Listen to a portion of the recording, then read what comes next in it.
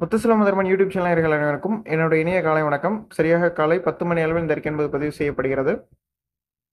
September மாதம் 17ஆம் தேதி, புரட்டாசி மாதம் 1ஆம் தேதி இன்றைய தினம் தமிழ்நாட்டில் அநேக இடங்களிலும் அனைத்து மாவட்டங்களிலும் பரவலாக கனமழை பெய்ய இருக்கிறது.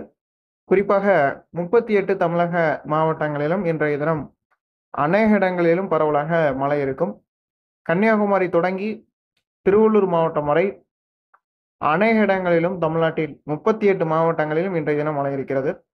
பெரும்பாலான இடங்களில் கனமழையும், வட மாவட்டங்கள், டெல்டா மாவட்டங்களில் மிக கனமழையும், தென் மாவட்டங்களில் மத்திய உள் மாவட்ட பகுதிகளிலும் மிக கனமழையும், இப்படி மாவட்டத்தில் நிறைய மாவட்டங்களில் சூறைக்காற்றுடன் கூடிய மழையும் மிக கனமழையும் பதிவாகிறதுக்கான வாய்ப்புகள் காணப்படுது. இதில் மாவட்ட வாரியாக இன்றைய தினம் முதல் அடுத்தடுத்து வரக்கூடிய நாட்களில் மழை எந்த அளவில் இருக்க போகிறது, இன்று மதியத்திற்கு பிறகு எந்தெந்த மாவட்டங்களில் மழை தீவிரமாக தொடங்கி பெய்ய இருக்கிறது என்பது பற்றி முதல்ல பார்க்கலாம். நமது முத்துசுலம் முதர்மன் யூடியூப் சேனல் பக்கத்திற்கு புதிய பார்வையாளராக வரீங்கன்னா மறக்காமல் சப்ஸ்கிரைப் செய்து ஆல் என்கின்ற பில் பட்டனை தொட்டு சப்ஸ்கிரைபாக மாற்றிக்கொள்ளுங்கள். தினசரி வானிலை அறிக்கை உங்களுக்கு நோட்டிபிகேஷனாக வரும். தற்போதைய நிலவரப்படி தென்னிந்திய முதல் வட இந்திய வரை ஒரு மிக நீண்ட பரப்பளவு கொண்ட ஒரு காற்று சுழற்சியானது நிலவி வருகிறது, வளிமண்டல மேலடுக்கு சுழற்சியாக. இந்த சுழற்சியின் காரணமாக தான் இன்றைய தினம் பெரும்பாலான இடங்களில் மழை பதிவாக இருக்கிறது. இன்று மதியத்திற்கு பிறகு தமிழ்நாட்டில் தென் மாவட்டங்களில் முதலில் மழை தொடங்கி, குறிப்பாக இன்றைய தினம் தெற்கு மாவட்டங்களில் மழை முதலில் தொடங்கி படிப்படியாக இந்த மழைப்பொழிவு வட மாவட்டங்கள் வரை பரவலாக கூடும். முதற்கட்டமாக கன்னியாகுமரி அதன் சுற்றுவட்டார பகுதியில் இன்று மதியமே மழை தொடங்கிவிடும். திருநெல்வேலி மாவட்டம் மேற்கு தொடர்ச்சி மலைப்பகுதிகளில் இன்று மதியமே மழை தொடங்கிவிடும். திசையன்மலை, ராதாபுரம், உவரி பகுதிகளிலும் இன்றைய தினம் மதியமே மழை தொடங்கிவிடும். திருச்செந்தூர், காயல்பட்டினம் சுற்றுவட்டார பகுதியிலும் இன்றைய மதியமே மழை தொடங்கிவிடும். படிப்படியாக பிறகு கயத்தாறு, தூத்துக்குடியோட மாநகர் பகுதிகளில் இன்று மதியத்திற்கு பிறகு மழை தொடங்கிவிடும். அதற்கு பிறகு கயத்தாறு, கங்கை கொண்டான் சுற்றுவட்டார பகுதியிலும் இன்றைக்கு மதியம் மாலைக்கு பிறகு படிப்படியாக மழை தொடங்கும். எட்டயபுரம், தூத்துக்குடி, கோவில்பட்டி பகுதிகளில் இன்றைய மதியத்திற்கு பிறகு மழை தொடங்கப்படும். அதுக்கு பிறகு விளாத்திக்குளம் மற்றும் சாயல்குடி, பரமக்குடி, மானாமதுரை, அருப்புக்கோட்டை, சிவகங்கை பகுதிகளிலும் இன்றைக்கு மதியம் முதல் மழை தொடங்கிவிடும். அதேபோன்று ராமநாதபுரம், சிவகங்கை, மதுரை, மேலூர், காரைக்குடி, வாடிப்பட்டி, நத்தம் பகுதிகளிலும் திண்டுக்கல் பகுதியிலும் இன்றைக்கு மதியம் முதல் மழை தொடங்கிவிடும். அதே சமயங்களில் தென்காசி, ராஜபாளையம் பகுதிகளிலும் ராஜபாளையம் மேற்கு தொடர்ச்சி மலைப்பகுதியிலும் இன்றைய தினம் இடியுடன் கூடிய மழைக்கான வாய்ப்புகள் காணப்படுகிறது. பேரையூர், மதுரை சுற்றுவட்டார பகுதியிலும் இன்றைய தினம் மழை பதிவாகிறதுக்கான வாய்ப்புகள் காணப்படுகிறது. அதேபோன்று தேனி சுற்றுவட்டார பகுதியிலும், போடிநாயக்கனூர், கம்பம் சுற்றுவட்டார பகுதிகளிலும் நல்ல மழைக்கான வாய்ப்புகள் காணப்படுகிறது. அதேபோன்று கொடைக்கானல் சுற்றுவட்டார பகுதிகளிலும், பழனி சுற்றுவட்டார பகுதியிலும், வேடசந்தூர் சுற்றுவட்டார பகுதியிலும் இன்றைய தினம் மதியம் முதல் மழை தொடங்கிவிடும். அதேபோன்று புதுக்கோட்டை, காரைக்குடி பகுதிகளிலும், புதுக்கோட்டை மாவட்ட சுற்றுவட்டார பகுதியிலும், கீரனூர் பகுதிகளிலும் நல்ல மழைக்கான வாய்ப்புகள் காணப்படுகிறது. திருமயம் உள்ளிட்ட பகுதிகளிலும் பரவலாக மழை எதிர்பார்க்கலாம் இன்றைய தினம். அதேபோன்று தஞ்சாவூர் மாவட்டம், கும்பகோணம் சுற்றுவட்டார பகுதி, தஞ்சாவூர் முழுவதுமே தினசரி மழை பெய்து கொண்டிருக்கிறது. இன்றைக்கும் நல்ல மழை இருக்கும்.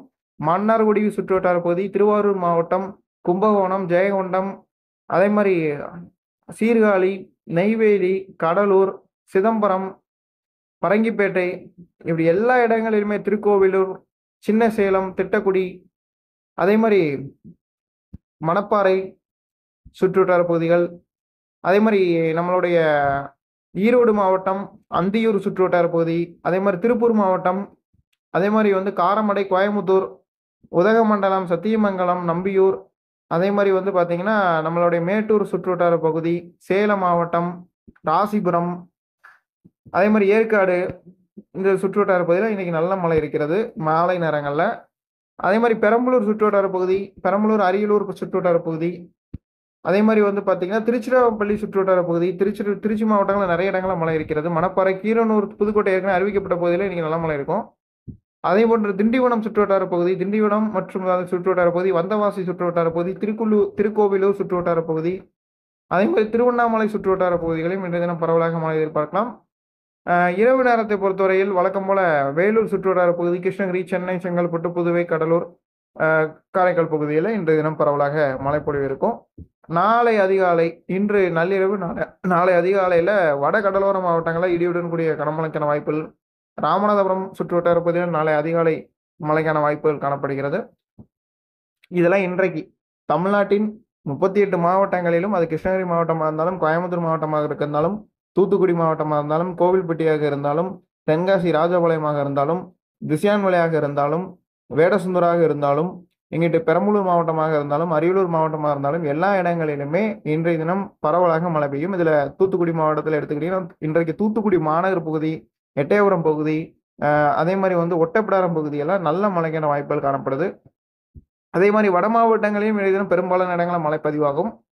நாளை தினமும் இந்த சுழற்சி தமிழகம் மறுக்காமல் நீடிக்கும் என எதிர்பார்க்கப்படுகின்ற காரணத்தினால நாளை தினமும் அதே போன்று மதியம் முதல் மழை தொடங்கி திருநெல்வேலி, கன்னியாகுமரி மாவட்டங்களில் முதலில் மழை தொடங்கி பிறகு நாளை பொறுத்தவரையில தூத்துக்குடி மாவட்டத்துடைய வடக்கு பகுதி தொடங்கி மதுரை வரை எல்லா இடங்களிலுமே மழை இருக்கிறது. நாளை ஒட்டுமொத்தமாக மத்திய தென் உள் மாவட்ட பகுதியில் நம்பர் 1 இடத்தை பிடிக்கும். நாளை மழை அளவில் பெரும்பாலான இடங்களில் பலத்த மழை பெய்ய இருக்கிறது. நாளை தினம் மத்திய உள் மாவட்ட பகுதிகளில் ஒட்டுமொத்தமாக சொல்லணும்னா தென் மத்திய உள் மாவட்டம் தொடங்கி வட மாவட்டங்கள் வரைக்கும் அநேக இடங்களிலும் நாளை தினம் மழை எதிர்பார்க்கப்படுகிறது.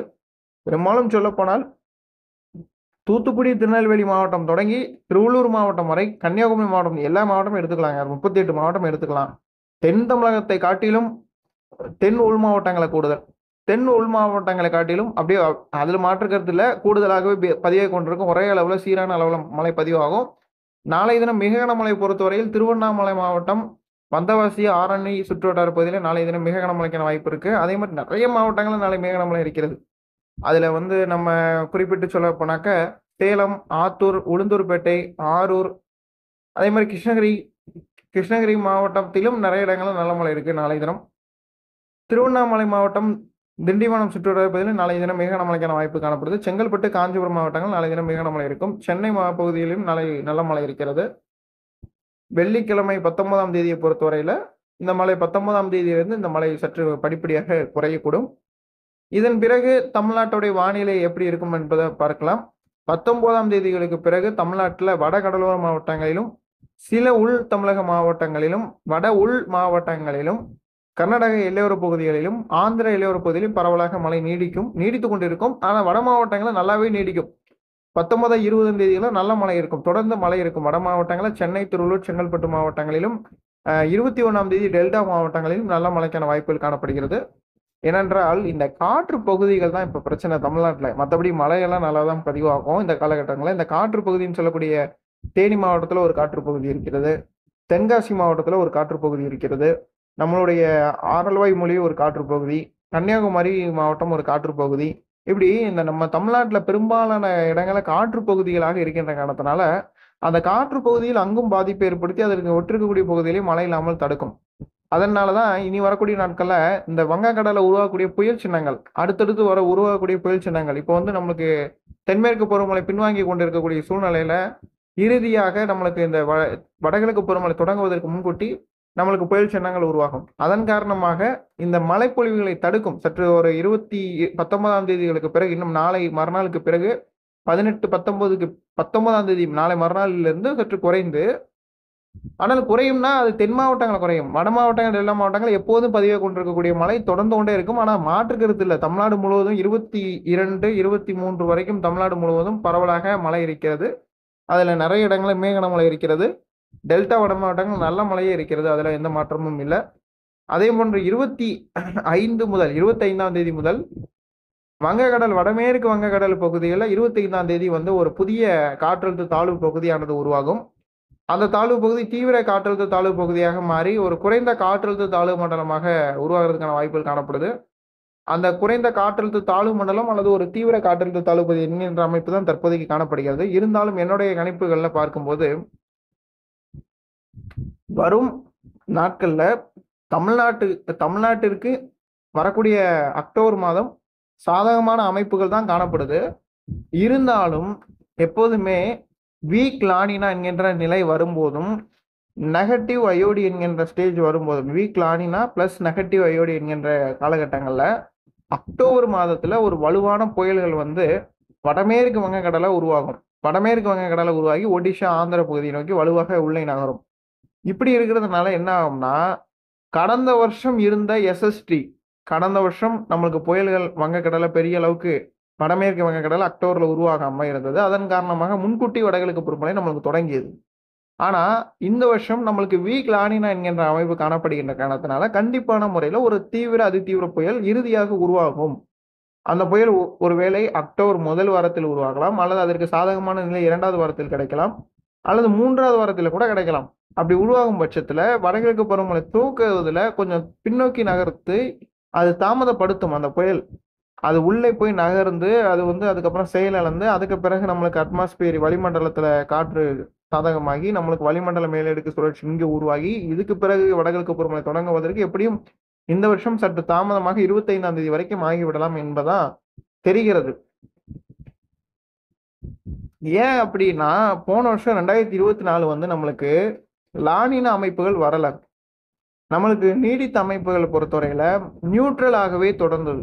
எல்னினோவும் என்சோ கண்டிஷன்ஸோட எல்னினோ பக்கமும் லானினா பக்கமும் நடுநிலையாக தொடர்ந்ததன் காரணமாக நியூட்ரல் ஸ்டேஜாக இருந்தனால நம்மளுக்கு அந்த மாதிரி அமைப்புகள் வரல.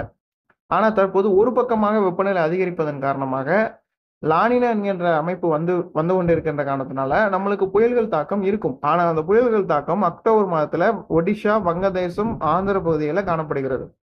இதனால நம்மளுக்கு தொடங்க வேண்டிய வடகிழக்கு பருவமழை பொறுத்தவரையில சற்று இந்த ஆண்டு தாமதமாக தொடங்கும். ஆனால் இடைப்பட்ட நாட்கள்ல அக்டோபர் 1 முதல் அக்டோபர் 20ஆம் தேதி வரைக்கும் தமிழ்நாட்டில் தென் மாவட்டங்களிலும் உள் மாவட்டங்களிலும் மேற்கு தொடர்ச்சி மலை மாவட்டங்களிலும் குறைந்தது ஒரு 7லிருந்து 8லிருந்து 9 நாட்கள் நல்ல மழையாக பதிவாகி தீபாவளியை ஒட்டி வரக்கூடிய நாட்களுக்கு முன்னரே இந்த புயல் உருவாகினால் பெட்டர். அல்லது தீபாவளியை ஒட்டிய நாட்கள் இந்த புயல் அங்கே போய் உருவாகுதன் பட்சத்தில் சற்று வடகிழக்கு பருவமழை துவக்கத்தில் 26ஆம் தேதிகளுக்கு பிறகுதான் இது தொடக்கி வர்றதுக்கான வாய்ப்புகள் காணப்படுகிறது.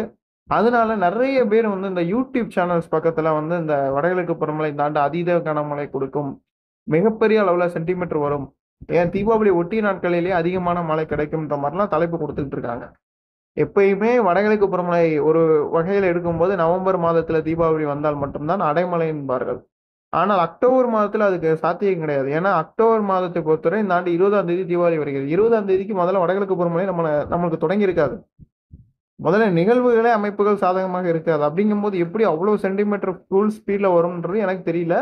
இருந்தாலும் வரக்கூடிய நாட்களை ஆராய்ச்சி செய்து நான் அறிக்கை கொடுக்குறேன். இன்றைக்கு மதியம் 12:30 நம்ம யூடியூப் சேனல்ல வடகிழக்கு பருவமழையுடைய 2வது கட்ட 3வது வீடியோ, 2வது பார்ட் 2 அப்டேட்டோடைய 3வது வீடியோ நம்ம வெளியிடப்பட போறோம். இது வரைக்கும் 5 வீடியோக்கள் நம்ம வெளியிட்டிருக்கோம். இப்போ இந்த வீடியோ வந்து 6வது வீடியோ. இந்த வீடியோவில் நம்ம என்ன சொல்ல போறோம் அப்படின்றத நான் இந்த வீடியோவில் சொல்றேன். மாவட்ட வாரியாக எந்தெந்த மாவட்டங்கள் எவ்வளவு மழை கிடைக்கும், மேலும் தற்போது என்ன அமைப்பு நிலவி கொண்டிருக்கிறது, இந்த அமைப்புகளோடு எந்தெந்த ஆண்டுகள் ஒத்துப்போகிறது, அந்தந்த ஆண்டுகள் எவ்வளவு மழை பதிவாகியது என்பதையெல்லாம் ஒரு குறிப்பிடத்தக்க அளவுகோலாக எடுத்துக்கொண்டு என்னுடைய சொந்த கணிப்பு மட்டும்தான், எந்த ஒரு கணினி சார்ந்த ஆய்வு தரவுகள் லாங் ரேஞ்ச் ப்ரெடிஷன்ஸ் எதையுமே நான் எடுக்க போறது கிடையாது. சொந்தமாக நானே கணித்து அந்த அறிக்கையை நான் கொடுக்குறேன். அதே மாதிரி வந்து நிறைய பேர் வந்து இன்னொரு கேள்வியும் கேட்டிருந்தாங்க. தென்மேற்கு பருவமழை இந்த ஆண்டு நம்ம இந்தியா முழுவதும் நீங்க சற்று குறைவாக இருக்கும் என்று நம்ம குறிப்பிட்டிருந்தீங்க. ஆனால் தற்போது இயல்பை விட கூடுதலாக வட மாநிலங்களை பதிவாகி வெள்ளப்பெருக்கு வந்திருக்கிறது என்று நிறைய பேர் சொன்னார்கள். உண்மைதான். வட இந்தியாவில் முக்கியமான நகரங்கள்ல பெரும் வெள்ளம் ஏற்பட்டிருக்கிறது. அதே நேரத்தில் இந்தியாவை பொறுத்தவரையில மொத்தம் 780 மாவட்டங்களுக்கு மேல இருக்கக்கூடிய சூழ்நிலையில மொத்தம் 500 மாவட்டங்களுக்கு மேல இயல்பை விட குறைவாக வந்திருக்கிறது. 250 மாவட்டத்தில் தான் இயல்பை விட கூடுதலாக வந்திருக்கிறது. ஆக அப்படி பார்க்கும்போதும் கூட கேரளாவில் கிட்டத்தட்ட வந்து நம்ம எதிர்பார்த்ததன் அடிப்படையில் இப்போ வரைக்கும் கிட்டத்தட்ட மொத்தம் 14 மாவட்டங்கள்ல 12 மாவட்டங்களில் இயல்பை விட மழை குறைவாக தான் இருந்து கொண்டிருக்கிறது. 2 மாவட்டங்களில் மட்டும்தான் கேரளாவில் மழை கூடுதலாக இருந்து கொண்டிருக்கிறது. ஆந்திராவிலையும் அதே சூழ்நிலை தான். இப்படி ஒட்டுமொத்த அளவில் இந்தியா முழுவதும் மாநிலங்கள் அடிப்படையில் எந்தெந்த மாநிலங்களில் எவ்வளவு மழை பதிவாகி இருக்கிறது என்பதை நான் செப்டம்பர் மாதம் இறுதியில ஒரு சிறப்பு வானிலை அறிக்கையாக என்னுடைய தென்மேற்கு பருவமழை கணிப்புகளோடு இணைத்து அந்த வீடியோக்களை நான் பதிவு செய்கிறேன். அதுல நீங்க பாத்தீங்கன்னா உங்களுக்கு தெளிவாக புரியும் நம்ம கணிப்பு எந்த அளவுக்கு நடந்திருக்கிறது துல்லியமாக என்று. ஆக இன்றைக்கு மதியம் வரக்கூடிய 12:30 வரக்கூடிய அந்த அறிக்கையும் மறக்காம பாருங்க. தொடர்ந்து இணைந்திருங்கள் முத்துசெல்வம் மதர்மன் யூடியூப் சேனலுடன். நன்றி, வணக்கம்.